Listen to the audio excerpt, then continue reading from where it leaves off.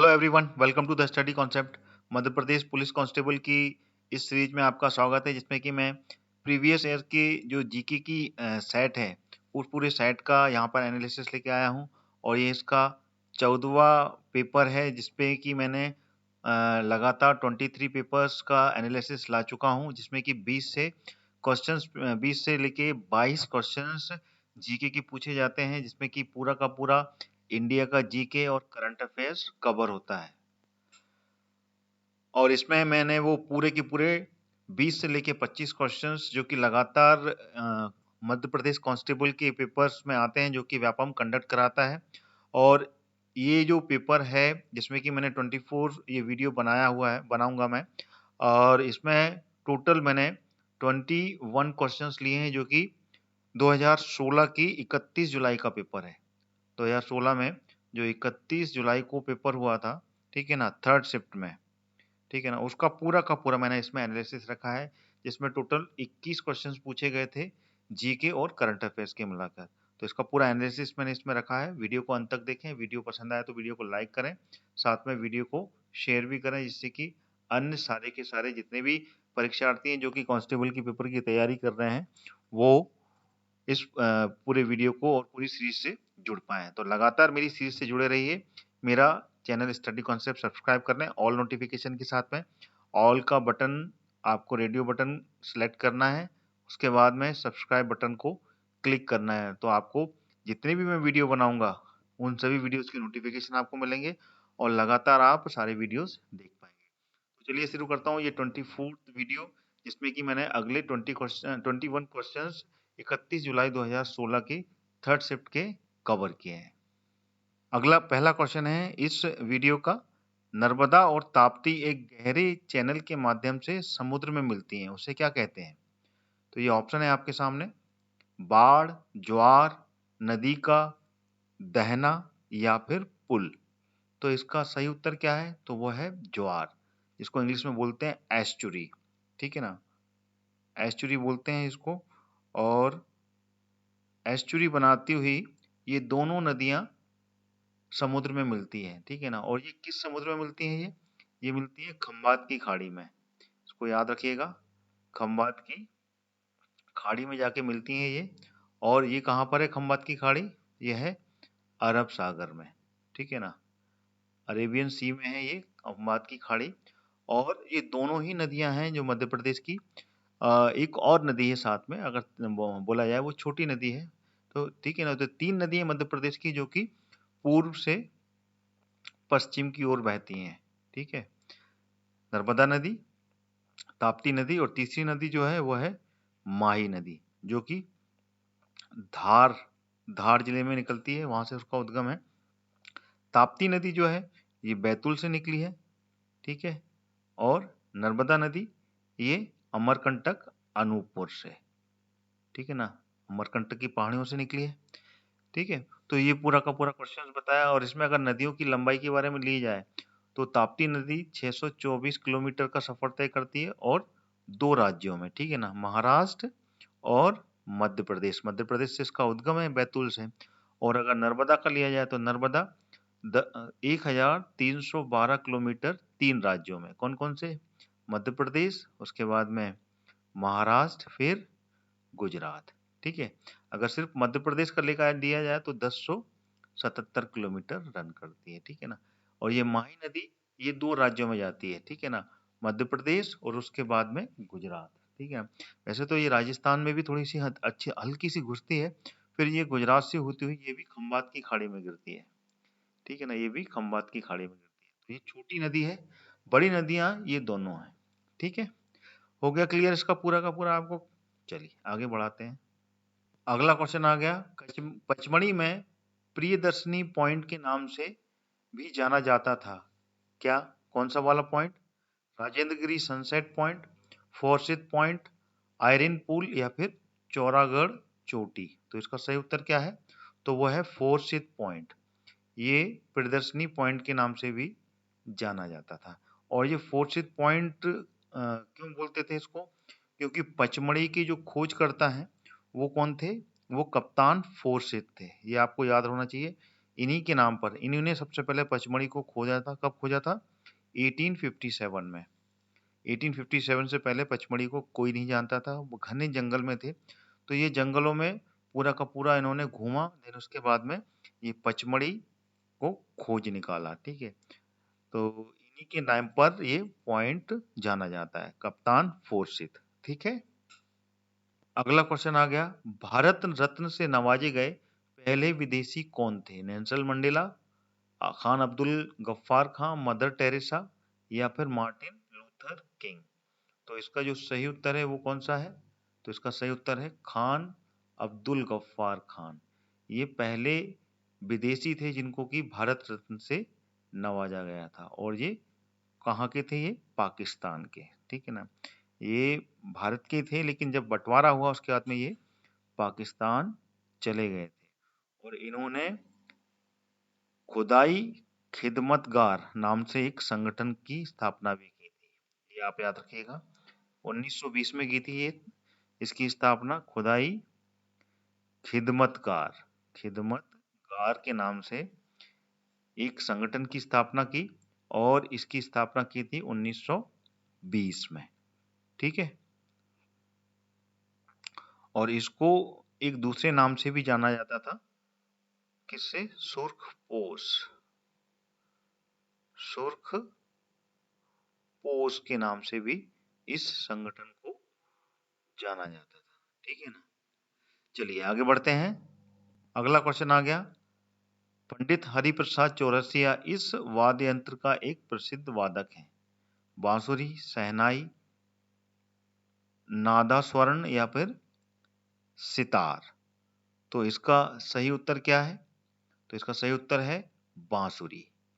बांसुरी ये बजाते हैं, और बांसुरी बहुत ही प्यारी बांसुरी बजाते हैं ये। ठीक है ना, और इनको भारत सरकार ने कई विभूषण, कई पुरस्कारों से सम्मानित भी किया है। ठीक है ना, जैसे कि 1992 में इनको पद्म भूषण मिला था, पद्म भूषण से इनको सम्मानित किया गया था। ठीक है ना, उसके बाद में 8 साल बाद 2000 में पद्म विभूषण, पद्म विभूषण से भी इनको सम्मानित किया गया। हो गया ये, चलिए आगे बढ़ते हैं। अगला क्वेश्चन, यह व्यक्ति जो कि वर्तमान में भारतीय रिजर्व बैंक के गवर्नर हैं।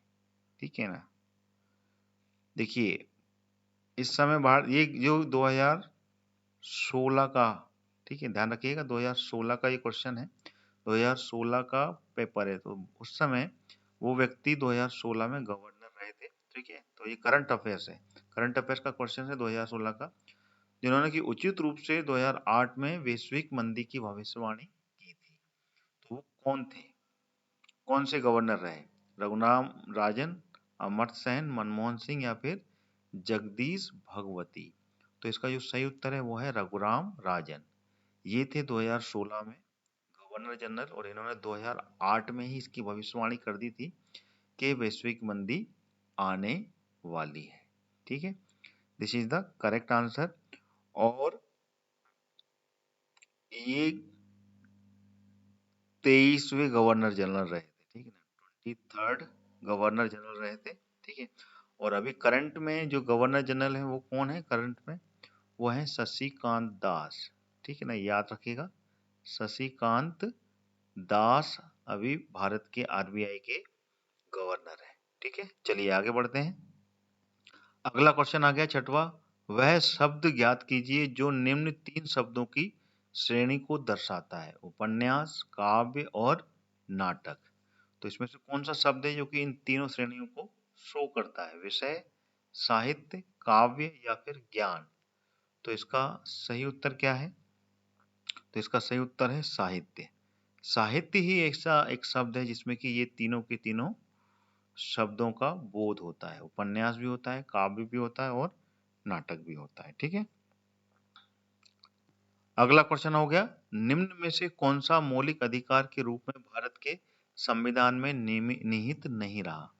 सही अभिव्यक्ति की स्वतंत्रता के लिए, धर्म के चुनाव का अधिकार, संपत्ति का अधिकार या फिर सही संवैधानिक उपचार के लिए। तो इसका सही उत्तर क्या है? तो सही उत्तर है संपत्ति का अधिकार। यही वो एक अधिकार है जो कि मौलिक अधिकारों में अब नहीं आता है। ठीक है ना? चलिए आगे बढ़ते हैं। अगला क्वेश्चन आ गया, जनगण कलम कही जाने वाले भारतीय चित्रकारी के नए विद्यालय के निर्माता के रूप में श्रेय प्राप्त करने वाले चित्रकार कौन है? जनगण सिंह श्याम, जगदीश स्वामीनाथन, वेंकट रमन सिंह श्याम या फिर भज्जू सिंह श्याम। तो इसका सही उत्तर क्या है? तो वो है जनगण सिंह श्याम।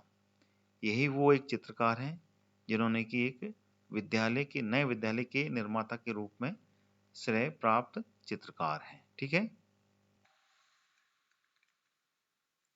दोस्तों, आगे बढ़ने से पहले मैं आपको बताना चाहता हूं अनअकैडमी के बारे में। अनअकैडमी लाया है आपके लिए फ्री प्लान, जिसमें आपको एमपी के टॉप एजुकेटर से पढ़ने का सुनहरा मौका मिलेगा। उसी के साथ में आपको मिलेगा 500 से ज्यादा free live access, live doubt clearing के साथ में, और 20,000 से ज्यादा practice questions, free mock test और उनके एनालिसिस, और भी बहुत कुछ। तो फ्री प्लान एक्सेस करने के लिए डाउनलोड करें अनअकैडमी का ऐप आज ही और यूज करें मेरा रेफरल कोड हरदयाल कुशवाहा, जो कि रेड कैपिटल लेटर में लिखा हुआ है। दोस्तों, एक बहुत ही अच्छी गुड न्यूज है। अगर आप एमपीपीएससी प्रीलिम्स 2020 के लिए प्रिपरेशन कर रहे हैं तो अनअकैडमी अब सबके लिए लेकर आया है 5 दिन का फ्री एमसीक्यू फेस्टिवल। ये होगा 23 जनवरी से लेके 27 जनवरी तक। इसमें होंगे हर दिन 50 से ज्यादा live sessions bye top educators, और इसमें पूरा सिलेबस कवर होगा एमपीपीएससी प्रीलिम्स और अदर एग्जाम्स का। दोस्तों, ये बहुत ही अच्छा चांस है अपनी प्रिपरेशन को बाकियों से आगे बढ़ने का। इसको मिस ना करें और आज ही एनरोल करें फ्री एमसीक्यू फेस्टिवल्स में। क्या आप अपनी तैयारी को मजबूत करने के लिए मॉक टेस्ट ढूंढ रहे हैं? तो अनअकैडमी लेकर आया है एमपीपीएससी प्रीलिम्स की फुल लेंथ टेस्ट। इसमें आपको मिलेंगे 50 से ज्यादा लाइव मॉक टेस्ट और एक्सेस मिलेगा 20 से ज्यादा फुल लेंथ मॉक टेस्ट का, जो कि पिछले महीने ही लाइव हुए हैं। यही नहीं, टॉप 3 रैंकर्स को मिलेगा अनअकैडमी का 1 मंथ फ्री सब्सक्रिप्शन प्लान। तो आज ही अपनी जीत की तैयारी दर्ज करें अनअकैडमी के साथ। तो आइए जान लेते हैं अनअकैडमी के प्लस बैचेस के बारे में, जो कि आपकी हर जरूरत के लिए परफेक्ट हैं। जी हाँ दोस्तों, अब अनअकैडमी के साथ में आप अपने प्रिपरेशंस के जरूरत के अनुसार बैच ज्वाइन कर सकते हैं और अपनी एमपीपीएससी प्रीलिम्स 2020 की सिलेक्शन पक्की कर सकते हैं। ये सारे बैचेस बहुत ही जल्दी शुरू हो रहे हैं और आप अपनी प्रिपरेशंस में जहां पे भी हैं वहां से आपको बहुत मदद करने वाले हैं।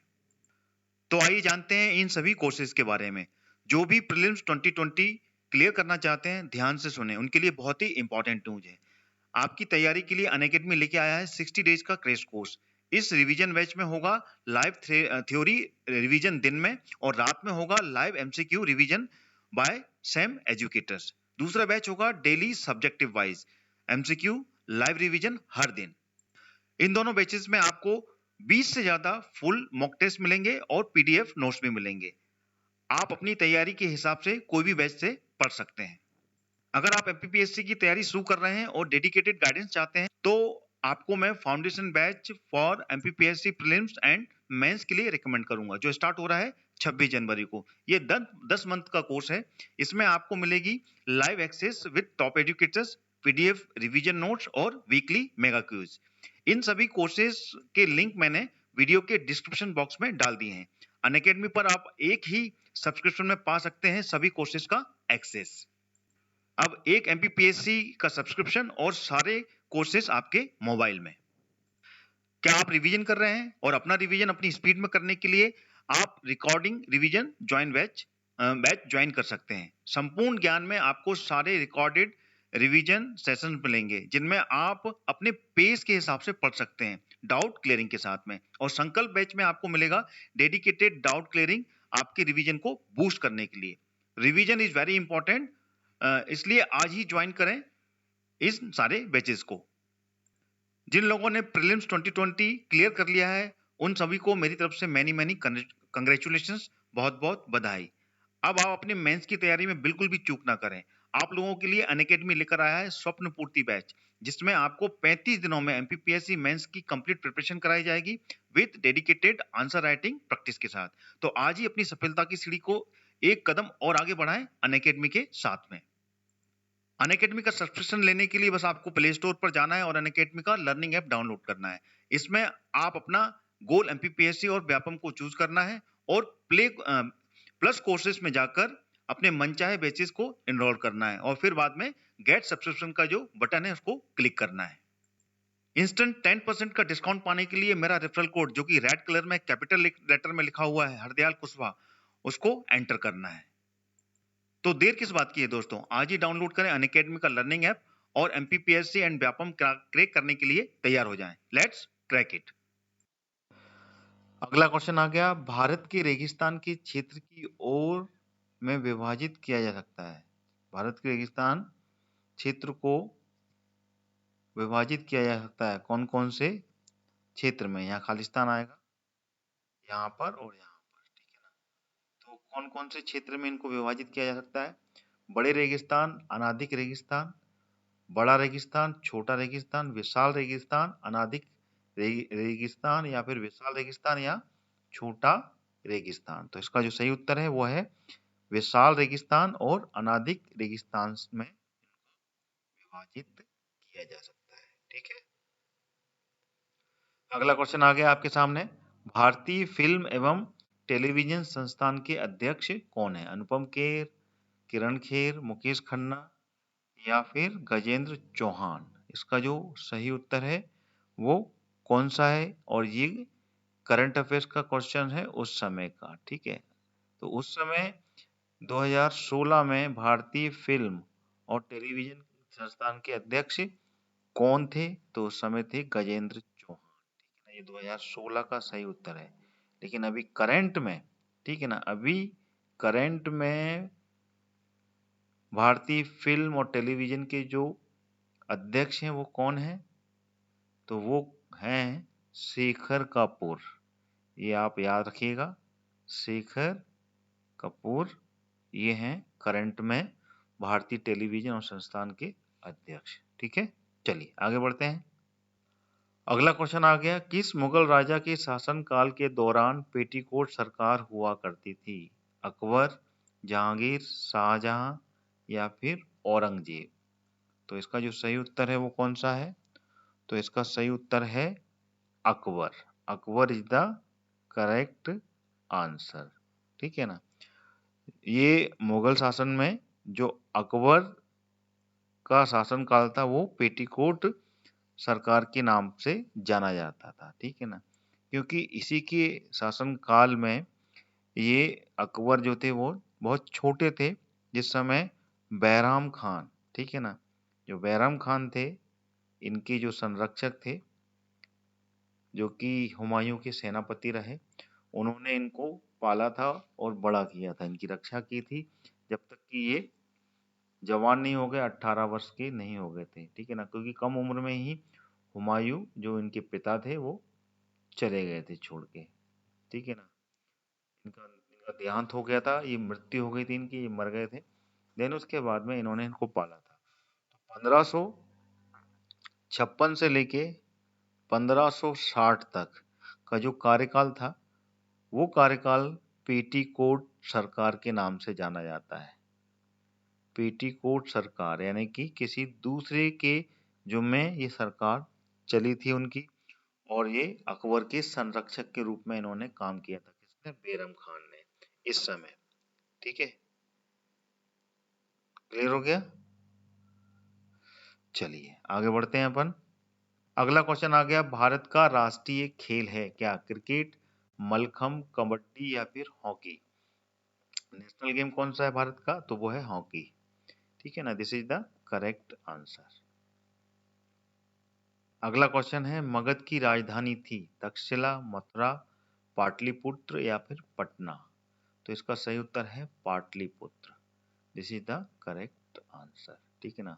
मगध जो कि इतिहास में बहुत ज्यादा इसका नाम है, ठीक है ना। अगर इसको एशियन हिस्ट्री से लिया जाए तो एशियन हिस्ट्री से ये मगध नाम चला आ रहा है, ठीक है ना। मगध का नाम जब 16 महाजनपद थे, महाजनपद जब थे तब से मगध का नाम आ रहा है, यानी कि महाभारत के काल से मगध का नाम आप लोग सभी सुन रहे होंगे, मगध नरेश, मगध नरेश, ठीक है ना। देन उसके बाद में एशियन हिस्ट्री में अगर देखा जाए तो 544 में BCE के समय में हिर्याक वंश, ठीक है ना, जो हिर्याक वंश थे, हिर्याक वंश के जो बिंबसार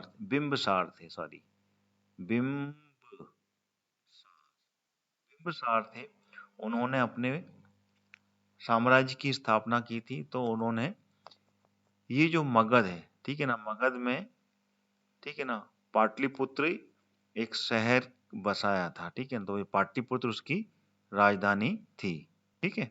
देन उसके बाद में ये लगातार मगध और पाटलिपुत्र का जो साम्राज्य था वो चलता चला गया। देन उसके बाद में आए नागवंश, नागवंश के बाद में फिर आए नंदवंश, नंद के बाद में फिर आए मौर्य वंश, मौर्य के बाद में फिर आए शुंग वंश, शुंग वंश, शुंग वंश के बाद में फिर आए कांडव वंश। तो इस तरीके से लगातार ये आगे बढ़ते चले गए, ठीक है। तो ये पूरा का पूरा जो वंश की जो एक हायरार्की है, ये पूरी की पूरी मगध और पाटलिपुत्र से जुड़ी रही है, ठीक है। क्लियर हो गया? चलिए आगे बढ़ते हैं। अगला क्वेश्चन आ गया, डॉक्टर एपीजे अब्दुल कलाम की आत्मकथा है कौन सी? Ignite minds, spirit of India, wings of fire या फिर द लुमिनस स्पार्क्स। तो इसका आंसर क्या है? तो इसका आंसर है द विंग्स ऑफ फायर। ये डॉक्टर एपीजे अब्दुल कलाम, जो कि भारत के राष्ट्रपति रहे और इसरो के महान साइंटिस्ट थे, जिन्होंने की पृथ्वी मिसाइल का निर्माण किया था, ठीक है ना, उनकी ये आत्मकथा है द विंग्स ऑफ फायर। अगला क्वेश्चन आ गया, निम्नलिखित में से कौन 8वीं अंतर्राष्ट्रीय शॉटगन कप 2016 की स्वर्ण पदक विजेता था?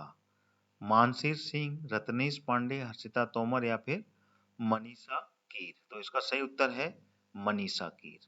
This is the correct answer, ठीक है। अगला क्वेश्चन आ गया, भारत में सबसे पहले यहां से खालिस्तान पहुंची थी क्या? रेलवे, ठीक है। कहां से लेके कहां तक पहुंची थी रेलवे? मुंबई से कलकत्ता, बम्बई से ठाणे, बम्बई से कुर्ला या बम्बई से कलकत्ता। तो इसका सही उत्तर क्या है?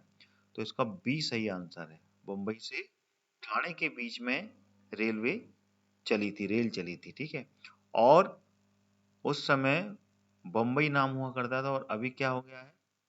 मुंबई इसका नाम हो गया है, ठीक है। जो बॉम्बे था उसका नाम मुंबई हो गया है। और ये अंग्रेजों के टाइम की बात है, ठीक है। और उस समय उन्होंने शुरुआत की थी यहाँ से, ठीक है। अब दोस्तों, अगर वीडियो अच्छा लगता है तो वीडियो को आप लाइक भी करें, साथ में वीडियो को शेयर भी करते हुए चलें, ठीक है। चलिए आगे बढ़ते हैं। अगला क्वेश्चन आ गया, मोहम्मद खिलजी, महमूद खिलजी की जो कब्र थी वो कहाँ पे थी? मांडू, असीरगढ़, राजगढ़ या फिर रायसेन। तो क्या है इसका सही उत्तर? तो इसका उत्तर है मांडू। मांडू में है इसकी कब्र, यहीं पे इसको दफनाया गया था, ठीक है। आगे बढ़ते हैं। अगला क्वेश्चन आ गया, शिक्षा को राज्य सूची से संवर्त सूची में स्थानांतरित किसके द्वारा किया गया था? कौन सा अमेंडमेंट हुआ था जब इसको राज्य सूची से संवर्ती सूची में इसको ट्रांसफर किया गया था? 40वां, 42वां, 43वां या फिर 39वां। तो इसका जो सही उत्तर है वो कौन सा है? तो वो है 42वां, 42। B is the correct answer. 42 constituent amendment के तहत शिक्षा को राज्य सूची से हटाकर संवर्ती सूची में शामिल किया गया था। अगला क्वेश्चन आ गया, निम्नलिखित राज्यों में से किसमें नहर के अधिकतम घनत्व है? तमिलनाडु में, उत्तर प्रदेश में, पंजाब में या फिर आंध्र प्रदेश में। तो यानी कि सबसे ज्यादा नहर किस राज्य में है, घनत्व का मतलब ये है। तो इसका सही उत्तर जो है वो है बी, उत्तर प्रदेश। उत्तर प्रदेश में सबसे अधिक नहरों का घनत्व है और यहाँ पर नदियां भी हैं, तो नदियों के कारण यहाँ पर घनत्व भी ज्यादा है, ठीक है ना। गंगा नदी यहीं से निकली है, यमुना नदी भी यहाँ से निकली हुई है। तो जितनी नदियां हैं और विशाल विशाल नदी निकली हैं, तो यहाँ पर नहरों का घनत्व भी ज्यादा है, यानी कि सबसे अधिक नहरें उत्तर प्रदेश में है। अगला क्वेश्चन आ गया 20वां, निम्नलिखित में से कौन सा भारत का पश्चिमी तट का एक प्रमुख बंदरगाह है? पंडिचेरी, विशाखापट्टनम, चेन्नई या फिर मैंगलोर। तो इसका सही उत्तर है D, Mangalore. Mangalore is the correct answer. और मैंगलोर किस स्टेट में है? ये है कर्नाटका में, कर्नाटका में स्थित है ये, और ये कर्नाटका का बिल्कुल पश्चिमी भाग में आता है ये। ठीक है, कर्नाटका प्रांत का एक शहर है ये। क्लियर हो गया? चलिए आगे बढ़ते हैं। अगला क्वेश्चन आ गया, नालंदा विश्वविद्यालय की स्थापना किसने की थी? कनिष्क ने, अशोक ने, चंद्रगुप्त ने, या फिर कुमार गुप्त ने? तो इसका जो सही उत्तर है वो है कुमार गुप्त is the correct answer. Nalanda विश्वविद्यालय की स्थापना कुमार गुप्त ने की थी, और कुमार गुप्त किस वंश के थे? गुप्त वंश के, गुप्त डायनेस्टी के थे ये। ठीक है, उन्होंने इसकी स्थापना की थी। ठीक है, क्लियर हो गया? और ये कहाँ पर है नालंदा विश्वविद्यालय? विश्वविद्यालय ये है बिहार में। ये जरूर याद रखना, बिहार में कहाँ पर? राजगृह में, राजगृह क्षेत्र है वहां पर स्थित है ये। और अभी ये पूरी की तरीके से छत विच्छित है, और कुछ ही साक्ष्य यहाँ पर अभी आपको दिखाई पड़ते हैं, क्योंकि अलाउद्दीन खिलजी ने, अलाउद्दीन खिलजी जो मुस्लिम साम्राज्य था, उसने इस नालंदा विश्वविद्यालय को पूरी तरीके से नुकसान पहुंचा दिया था। इसमें हजारों किताबें थी, बहुत बड़ा पुस्तकालय था यहाँ पर, जिसमें पूरे में आग लगा दी थी। ठीक है, इतना विशाल पुस्तकालय था कि वो महीनों तक जलता रहा था। ठीक है ना, उसको पूरा आग लगा के पूरा बर्बाद कर दिया था अलाउद्दीन खिलजी ने। ठीक है, चलिए आगे बढ़ते हैं। तो ये थे टोटल 21 क्वेश्चंस जो कि मैंने 2016 का 31 जुलाई का पेपर था ये। ठीक है, जो कि मैंने आपको कवर किया, और थर्ड शिफ्ट का पेपर था। वीडियो कैसा लगा कमेंट करके बताएं, और वीडियो को लाइक भी करें, और साथ में इस वीडियो को शेयर भी करें। लगातार मेरी सीरीज से जुड़े रहें, स्टडी कॉन्सेप्ट से। ऑल नोटिफिकेशन के साथ में आपको मिलेंगे अगर आप ऑल का बटन, जो रेडियो बटन है, सिलेक्ट करके सब्सक्राइब करेंगे। इसी के साथ अपना ये वीडियो मैं यहीं समाप्त करता हूँ। अगला कांस्टेबल का पेपर का एनालिसिस लेकर फिर हाजिर होऊंगा। तब तक देखते रहिए मेरा स्टडी कॉन्सेप्ट चैनल प्लेलिस्ट से। सारे वीडियो मिलेंगे आपको, एमपी जीके से लेके हिस्ट्री, सिविक्स, ज्योग्राफी, सारे। तो जो भी आपके मन में डाउट है, you can write the comments by the comment box. Thank you so much to watching my this video. अगला वीडियो फिर मैं आपके सामने लेके आऊंगा। तब तक के लिए जय हिंद, जय भारत।